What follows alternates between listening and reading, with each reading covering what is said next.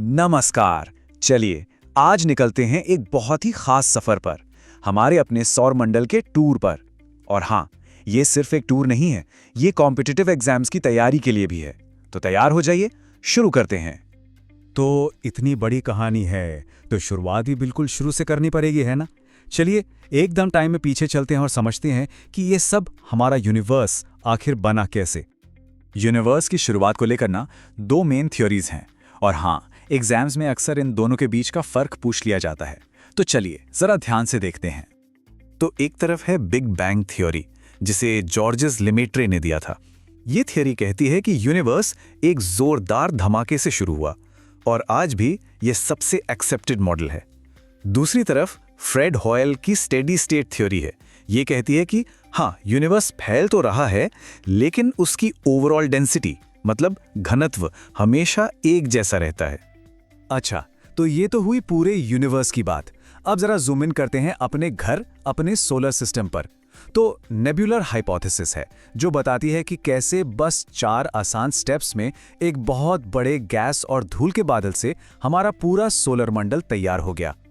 अब कुछ ऐसे टर्म्स देख लेते हैं जिनमें अक्सर कंफ्यूजन होता है, और यकीन मानिए इनको क्लियर करना एग्जाम्स में स्कोर करने के लिए बहुत जरूरी है।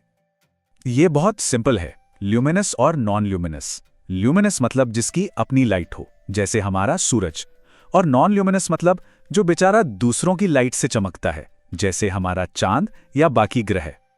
हाँ, तो ये अंतरिक्ष की चट्टान की पूरी लाइफ स्टोरी है। जब तक वो स्पेस में घूम रही है, वो है मीटेरॉइड। जैसे ही हमारे एटमॉस्फेयर में आकर जलने लगती है, वो बन जाती है मीटियोर, जिसे हम टूटता तारा भी कहते हैं।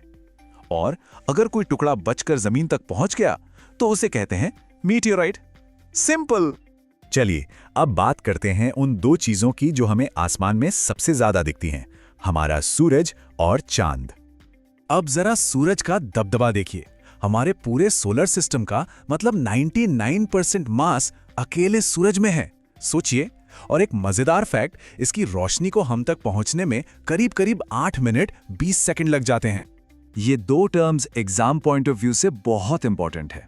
सनस्पॉट्स, ये सूरज की सतह पर ठंडे काले धब्बे होते हैं, और सोलर फ्लेयर्स, ये सूरज से निकलने वाले एनर्जी के जबरदस्त धमाके हैं। अब चांद के बारे में एक बहुत ही इंटरेस्टिंग फैक्ट, इसका रोटेशन और रेवोल्यूशन टाइम मतलब अपनी धुरी पर घूमना और धरती का चक्कर लगाना, दोनों में 27.3 दिन लगते हैं। और इसी वजह से हमें धरती से हमेशा चांद का एक ही साइड दिखाई देता है। कमाल है ना? ठीक है, तो अब प्लैनेट्स की बात करते हैं। सबसे पहले सूरज के सबसे करीबी 4 ग्रहों को देखते हैं। ये छोटी चट्टानी दुनिया हैं, जिन्हें टेरेस्ट्रियल प्लैनेट्स कहते हैं। टेरेस्ट्रियल और जोवियन प्लैनेट्स के बीच में है एस्ट्रॉइड बेल्ट। इसे आप एक तरह की डिवाइडिंग लाइन समझ सकते हैं। इसके एक तरफ छोटे चट्टानी ग्रह हैं और दूसरी तरफ बड़े बड़े गैस और आइस वाले जायंट्स हैं। अब आते हैं मार्स पर, यानी लाल ग्रह पर। ये लाल क्यों है? आयरन ऑक्साइड की वजह से, मतलब एक तरह से जंग। और यहाँ 2 रिकॉर्ड हैं। सोलर सिस्टम का सबसे ऊंचा पहाड़ ओलंपस मॉन्स और सबसे छोटा मून डेमोस, दोनों यही हैं। चलिए अब एस्ट्रॉइड बेल्ट के इस रॉकी रास्ते को पार करते हैं और मिलते हैं हमारे सोलर सिस्टम के जाइंट्स से। तो अब बात होगी बड़े ग्रहों की, जोवियन प्लैनेट्स की, और शुरुआत करते हैं अनडिस्प्यूटेड किंग मतलब बृहस्पति से। हाँ, ये सवाल तो एग्जाम्स में बहुत आता है, प्लैनेट्स को साइज के हिसाब से अरेंज करो। तो इसके लिए एक सिंपल सी ट्रिक है, एक निमोनिक याद रखिए, JUSUNEVM। जे से जुपिटर, एस से सैटर्न, यू से यूरेनस, एन से नेपट्यून, ये हो गए बड़े वाले। फिर EVM, अर्थ, वीनस, मार्स, और सबसे छोटा मर्क्यूरी।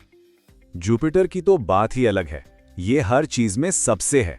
सबसे बड़ा प्लैनेट, सबसे तेज घूमने वाला प्लैनेट, और तो और सोलर सिस्टम का सबसे बड़ा मून गैनीमीड, वो भी इसी का है। सैटर्न को तो सब उसके खूबसूरत रिंग्स की वजह से जानते हैं, लेकिन एग्जाम के लिए जो सबसे शॉकिंग फैक्ट है वो है इसकी डेंसिटी। ये इतना हल्का है कि अगर इससे पानी के बहुत बड़े टब में रख दें तो ये तैरेगा। एकमात्र प्लैनेट जो ऐसा कर सकता है। चलिए अब हमारे टूर का आखिरी पड़ाव, सोलर सिस्टम का वो ठंडा बर्फीला किनारा जहां प्लैनेट होने की डेफिनेशन ही थोड़ी ब्लरी हो जाती है। तो ड्वार्फ प्लैनेट आखिर होता क्या है? देखिए, ये गोल तो है ग्रेविटी की वजह से प्लैनेट जैसा दिखता है, लेकिन इसने अपनी ऑर्बिट मतलब अपने रास्ते को साफ नहीं किया है। इसके आसपास और भी ऑब्जेक्ट्स घूमते हैं। बस यही एक पॉइंट है जिसकी वजह से बेचारे प्लूटो को 2006 में प्लैनेट की लिस्ट से हटा दिया गया।